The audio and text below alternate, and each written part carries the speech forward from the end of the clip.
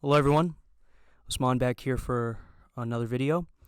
So today I'm going to be talking about something that's been going crazy on the internet today. Like I have an article that I'm going to pull up right now actually about this whole sort of thing. Like I just heard something about like a lawsuit and Disney and Marvel are going to be suing to get the rights back or something like that. So it's a big deal and I'm just like, oh gosh, what's going to happen? I heard it might have like, crazy repercussions, I guess, on the future of the MCU. So I'm like, oh my gosh, that doesn't sound good. Yeah, that's the biggest story of today and I wanted to talk about it. So I'm going to pull that up right now. All right, so I just pulled up an article from the Hollywood Reporter. Here's the headline. Marvel suing to keep rights to Avengers characters from copyright termination. Blockbuster lawsuits filed today will decide future ownership of characters including Iron Man and Spider-Man. Disney's Marvel unit is suing to hold on to full control of Avengers characters including Iron Man, Spider-Man, Doctor Strange, Ant-Man, Hawkeye, Black Widow, Falcon, Thor, and others. The complaints, which the Hollywood Reporter has obtained, come against the heirs of some late comic book geniuses including Stan Lee, Steve Ditko, and Gene Colan.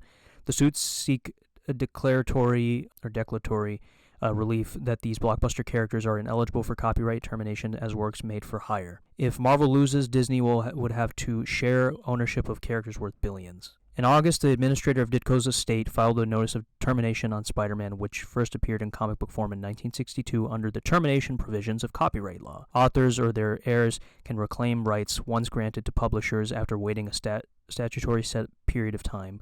According to the termination notice, Marvel would have to give up Ditko's rights to its iconic character in June 2023. Marvel's facing other termination notices. For example, Larry Lieber, who worked at Marvel as a writer too, filed termination notices over creations in May.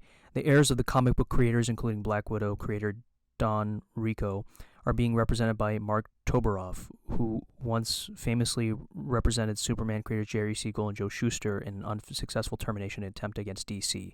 DC saved off termination by counterclaiming against Toberoff and asserting tortuous interference of its rights. The publisher was represented by Dan Petrocelli at O'Melveny, who just so happens to be representing Disney now in its efforts to keep rights to various Avengers characters.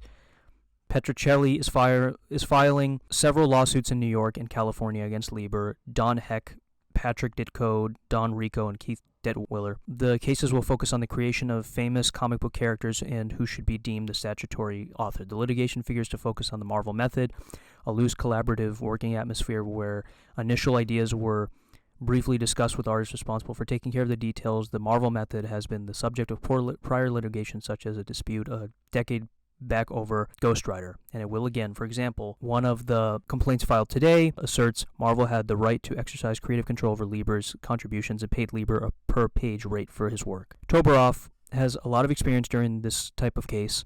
Almost a decade ago, he represented the estate of comic book legend Jack Kirby over whether he could terminate a copyright grant on Spider-Man, X-Men, The Incredible Hulk, and the Mighty Thor. In August 2013, the Second Circuit Court of Appeals affirmed a lower court's ruling that determined Kirby's heirs couldn't wrest back his share of rights to these characters because the former Marvel freelancer had contributed his materials as a work made for hire. The Kirby case was then petitioned up to the Supreme Court, with the late Ruth Bader Ginsburg signaling some interest in taking up the case.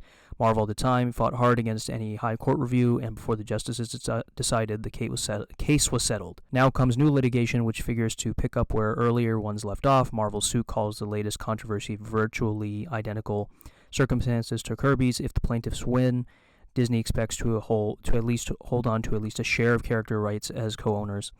The studio would have to profit with the others. Additionally, the termination provisions of copyright law only apply in the United States, only allowing Disney to continue to control and profit from foreign exploitation.